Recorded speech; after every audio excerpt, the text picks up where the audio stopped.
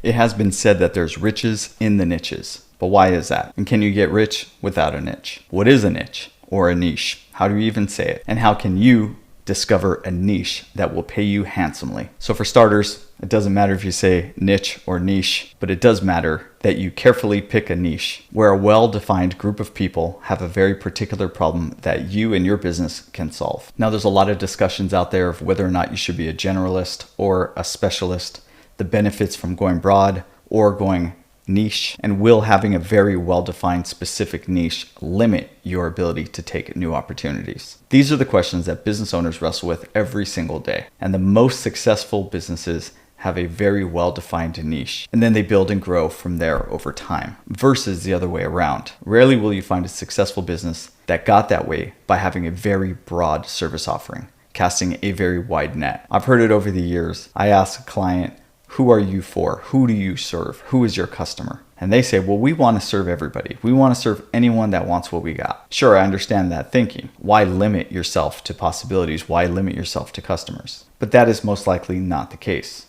Your customers, in many instances, want you to stand for something. They want to know that you solve their very, very specific problem. And the more specific you are about that problem, the more demand you will create in the market. So let's just run through a simple example here.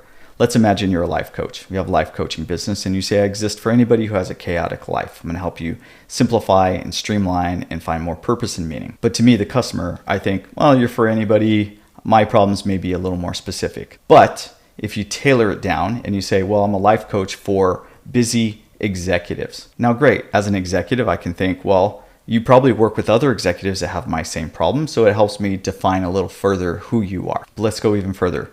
Let's say you're for busy female executives. Now, if I were a female executive who was busy, I would say, okay, great.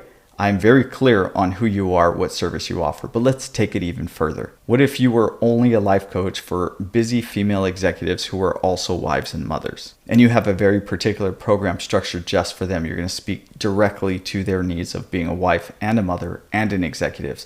All the demands that come at them on a daily basis, you're going to address in your sessions or in your programs or services or what have you. Now, because you have a well-defined niche, I, as your prospective customer, don't have to do a whole lot of guesswork. I understand that you exist for me. And I'm pretty clear that if we work together, you have most likely solved other problems for other people that have been in my same situation. It helps me cross the line much faster, much quicker, and it also puts you in the lens of being an expert very rapidly because you took the stance. You were brave enough to say, I exist for you. Now, you are cutting off a segment of the population that you're not going to be able to reach, the big, broad segment.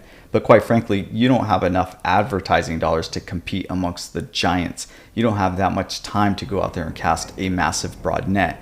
But you can start small, your minimum viable audience. Pick your smallest group, your smallest segment, speak directly to them, and start to branch out from them.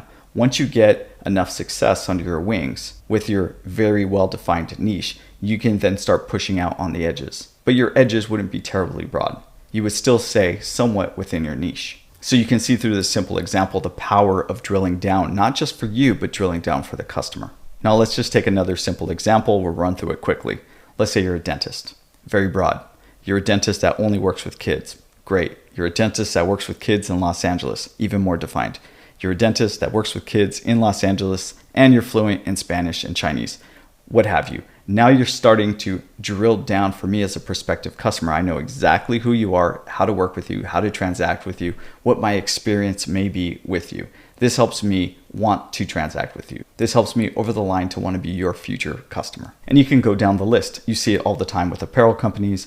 You see it with car manufacturers. If you're this person, you drive this type of car. If you look hard enough, you will find companies that are wildly successful that got started with a very particular niche, a very particular segment and group and audience. But let's go a little further as to why the niche. Essentially, what we're talking about is a group of people that share common problems. They may have a shared culture, a shared language. Your group may be patrons of certain vendors and service providers. This group may talk amongst themselves and have their own communities. They may follow their own YouTube channels and Instagram pages. They may have their own celebrities within this niche. So instead of trying to cast a very wide net and say, I'm for everybody, you're essentially saying, I'm for nobody. But if you're brave enough to step into a very well-defined particular niche that pre-exists. Remember, the audience is already there. The demand is already there. You are not creating this demand. You are just channeling and funneling this demand into your business. And you're saying, I understand you. I may be one of you. I know your problems because I've solved those problems in the past for others. I know your pains. I've created a solution just for you. And if you work with me, I will be able to solve your problems quicker with less friction because I really understand who you are and what you're going through. So pick a niche or don't pick a niche at your peril. And the last thing I'll say about this is the beauty of having a well-defined niche is that you can go deep, deep, deep, not wide. You can go deep on your content. You can go deep on your relationships. You can go deep on your services, creating new products and services. My recommendation is that you go deep. Specialize. Find your expertise in a very particular arena. So if you like this content, if you want more like it, please like, comment, subscribe below. Feel free to reach out to me anytime if you need support with your business defining your niche, or if you need a second set of eyes. Always here to support. Leave comments below, and we will see you on the next video. Thanks.